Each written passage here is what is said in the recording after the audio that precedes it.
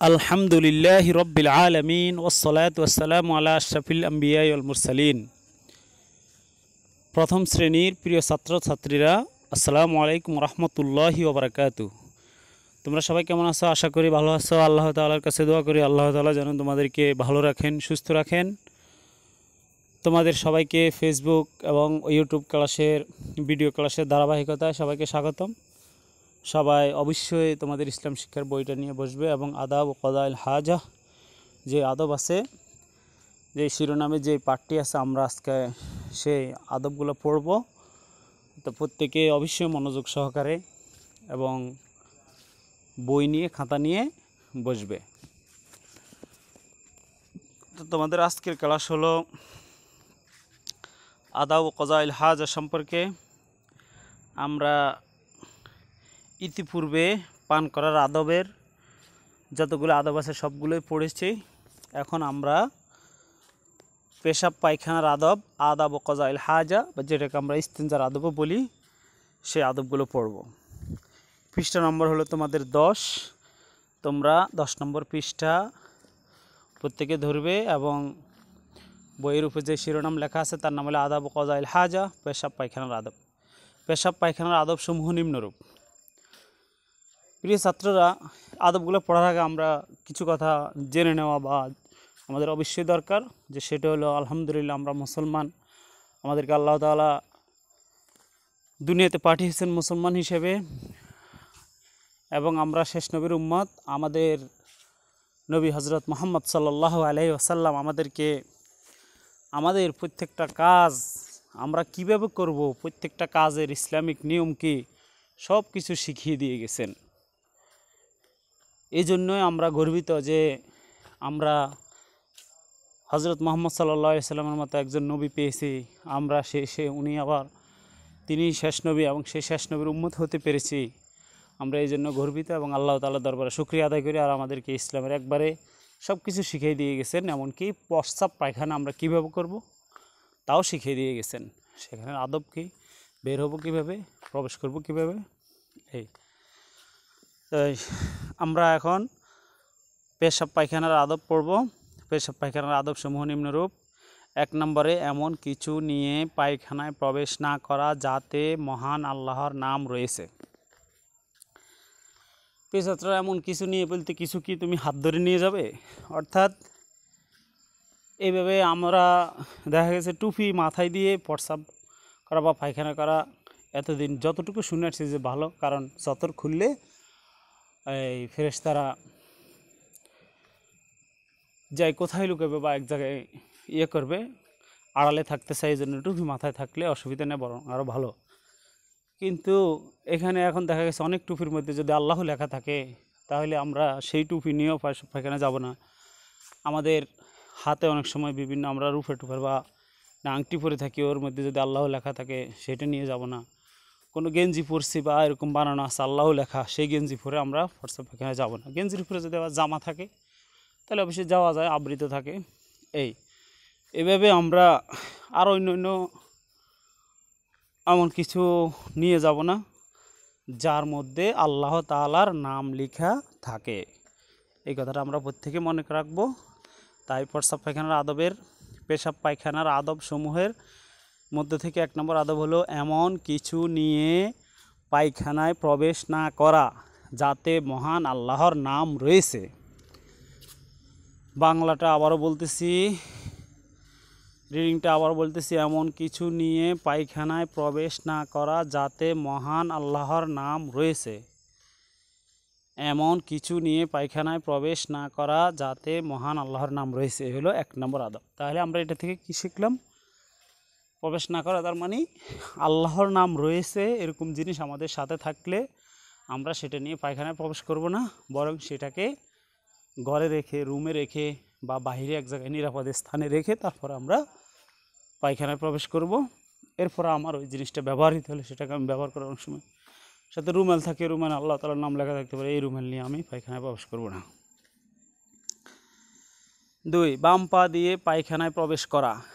অর্থাৎ পায়খানা যেহেতু তুলনামূলক, যদিও এটার দ্বারা শারীরিক উপকার, মানসিক শান্তি এটা আসলে ধরে রাখলে অশান্তি লাগে, শারীরিক অসুস্থতা হয় এগুলো চেপে রাখলে।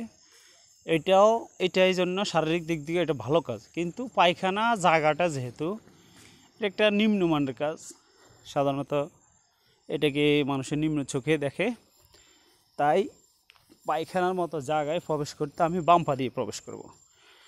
প্রত্যেকে অবশ্যই মনে রাখবে, পায়খানায় প্রবেশ করার সময় বাম পা দিয়ে প্রবেশ করতে হবে। বাম পা দিয়ে পায়খানায় প্রবেশ করা, বাম পা দিয়ে পায়খানায় প্রবেশ করা।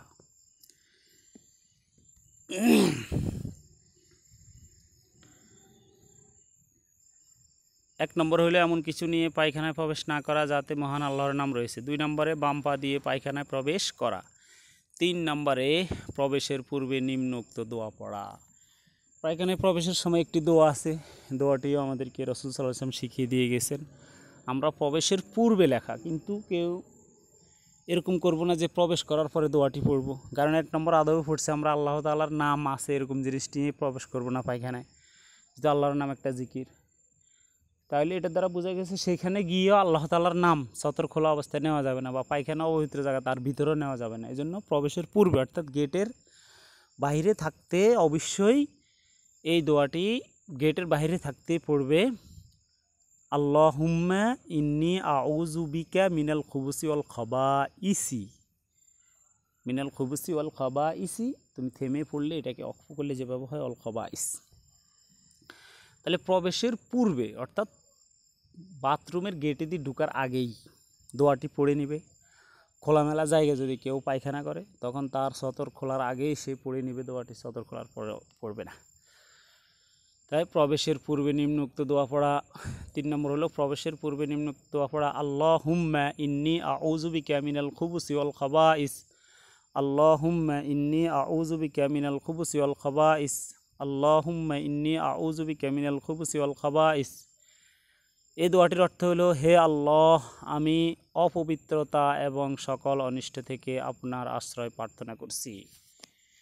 হে আল্লাহ, আমি অপবিত্রতা এবং সকল অনিষ্ট থেকে আপনার আশ্রয় প্রার্থনা করছি। 3 নম্বরে দোয়াটি আবারও বলতেছি, আল্লাহুম্মা ইন্নী আউযু বিকা মিনাল খুবুসি ওয়াল খাবাইস, আল্লাহুম্মা ইন্নী আউযু বিকা মিনাল খুবুসি ওয়াল খাবাইস, আল্লাহুম্মা ইন্নী আউযু বিকা মিনাল খুবুসি ওয়াল খাবাইস। দোয়াটির অর্থ হলো, হে আল্লাহ, আমি অপবিত্রতা এবং সকল অনিষ্ট থেকে আপনার আশ্রয় প্রার্থনা করছি। 4 নম্বরে পায়খানায় নীরবতা ও গোপনীয়তা অবলম্বন করা। পায়খানায় নীরবতা ও গোপনীয়তা অবলম্বন করা। পায়খানা গিয়ে কারোর সাথে কথা তো বলবোই না, বিনা প্রয়োজনে কাশি দেওয়া, করা, বোঝানো যে আমি পায়খানায় আছি বা এখানে একজন আছে। ওই সমস্ত জায়গায় গিয়ে যত নীরব থাকা যায়।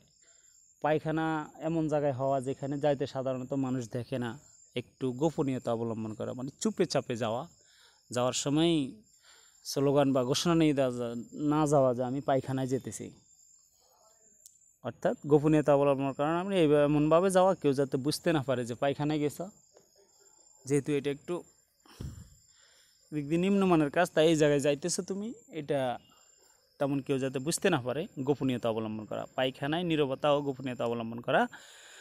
আর এক কথায় পায়খানাটা নিরিবিলি বা গোপন স্থানে হওয়া, এভাবেই হয় সাধারণত পায়খানাটা নিরিবিলি এবং গোপন স্থানে হওয়া। তাহলে 4 নম্বর হলো পায়খানায় নীরবতা ও গোপনীয়তা অবলম্বন করা। 5 নম্বরে কথা না বলা। 5 নম্বর হইল কথা না বলা। আলাদা আলাদা পার্টিশন দেওয়া বাথরুম পায়খানা, এখন তো কথা বলার এখানে প্রশ্নই আসে না। তবে একবারে শহর এলাকায়, গ্রাম এলাকায় অনেকে আছে একসাথে, ছোট ছোট বাচ্চারা বা অনেক বড় বুদ্ধিমান অনেকে থাকতে পারে, একজন এক এক জায়গায় পাশাপাশি বসে এই কাজও সারতে আসছে, পায়খানাও করতে আসছে, আবার কথাবার্তাও বলতেছে, গল্প গুজব। এগুলো কিন্তু পায়খানার আদব না। এইভাবে গল্প গুজব বা কথাবার্তা বলা যাবে না। কথা না বলা, পায়খানায় কথা না বলা। 5 নম্বর হইলো কথা না বলা। তো কথা না বলার সুরত হলো, আমি বাথরুমে ঢুকছি, পাশের দেওয়াল দরজা লাগানো, এই অবস্থায় কার সাথে কী কথা বলবো। কিন্তু এটা অনেক সময় হয়ে থাকে গ্রাম এলাকায়, চর এলাকায়। আগের বা এরকম এখনও হয়তো কোনো কোনো জায়গায় আছে, থাকতেও পারে। ওই পরিবেশে যদি তোমরা পড়ে যাও তাইলে আদবগুলো খেয়াল করবে। কথা না বলা, পায়খানায় বসছো ভালো কথা, চরের দিকে খোলামেলা জায়গায় বা খোলামেলা জায়গায় বসাও একটা সুন্নত। রসুলের যুগে পায়খানা ছিলেন না, তখন একটু দূরে চলে যেতেন, পাহাড়ি এলাকায় আড়ালে গিয়ে প্রস্রাব পায়খানা করতেন। সেরকম যদি বসো, কেউ কিন্তু কথা বলা যাবে না। আর পাশাপাশি তো বসাই যাবে না, কারণ সতর দেখা যাবে, এক একজন এক এক জায়গায় চলে যাবে। হাদিসের মধ্যে আদা রসুল সাল্লাহ সাল্লাম অনেক দূরে চলে যেতেন। এই জন্য কথা না বলা, পাশাপাশি বসে ওইভাবে কথা না বলা। এই 5 নম্বর পর্যন্ত আজকের আদব, আজকের ক্লাস থাকবে ইনশাল্লাহ। পরবর্তী 5টা হবে। তা আজকের পড়াটা বা পেশাব পায়খানার 5টি আদব আবারও পড়তেছি। পেশাব পায়খানার আদব, আদাব ও কদাইল হাজা। পেশাব পায়খানার আদব সমূহ নিম্নরূপ। 1 নম্বর হলো এমন কিছু নিয়ে পায়খানায় প্রবেশ না করা যাতে মহান আল্লাহর নাম রয়েছে। 2 বাম পা দিয়ে পায়খানায় প্রবেশ করা। 3 প্রবেশের পূর্বে নিম্নোক্ত দোয়া পড়া, আল্লাহুম্মা ইন্নী আউযু বিকা মিনাল খুবুসি ওয়াল খাবাইস। দোয়াটির অর্থ হলো, হে আল্লাহ, আমি অপবিত্রতা এবং সকল অনিষ্ট থেকে আপনার আশ্রয় প্রার্থনা করছি। 4 নম্বরে পায়খানায় নীরবতা ও গোপনীয়তা অবলম্বন করা। 5 নম্বরে কথা না বলা। এখানে যে দোয়াটি আসছে, দোয়াটি অবশ্যই প্রত্যেকে পড়া তো শিখবেই, মুখস্থ লেখাটাও শিখে নিবে, কারণ এটা তোমার পরীক্ষার জন্য কাজে লাগবে।